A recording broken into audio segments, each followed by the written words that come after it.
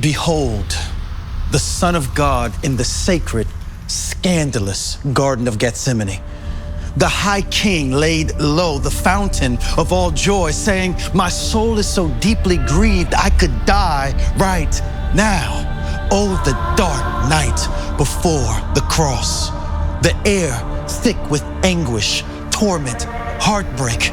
The kiss of the disciple of betrayal soon to reverberate through the branches of the olive trees that engulfed the garden.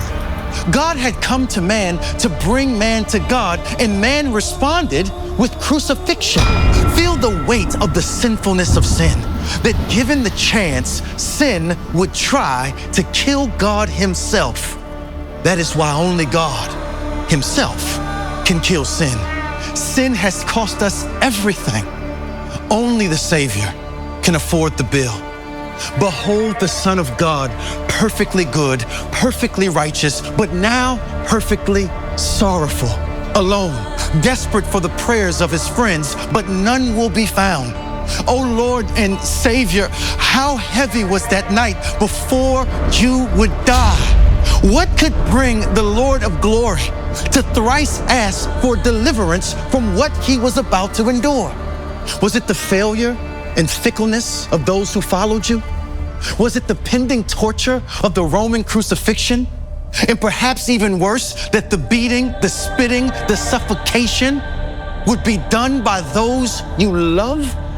Or was it the hours you would spend taking on the sins of the world under the full weight of the Father's infinitely holy anger? Were you, oh Lord, bracing yourself for the first moment ever that you would have to say, Eli, Eli, lama sabachthani, my God, why have you forsaken me?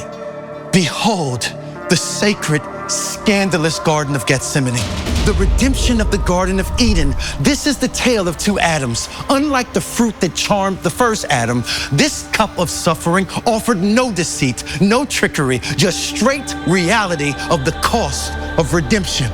No secrecy, only submission.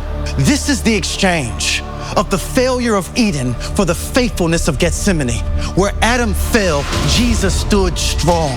Where Adam hid his face from God, Jesus peered into what it would look like for the Father to hide his face from us. In the garden, the serpent leads Adam to a tree, resulting in death. In Gethsemane, Jesus crushes the head of the serpent by going to a tree that resulted in life.